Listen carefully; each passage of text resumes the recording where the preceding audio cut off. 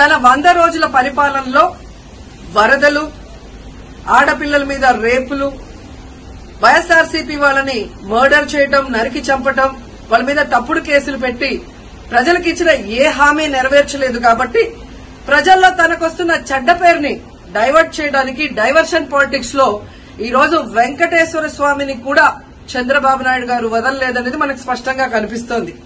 ఎందుకంటే ఆయనకి ఎప్పుడూ అలవాటు, ఎప్పుడెప్పుడు ఆయనకి చెడ్డ పేరు వస్తుందో అప్పుడు ఏదో ఒక ఇష్యూని ఆయనే క్రియేట్ చేస్తాడు.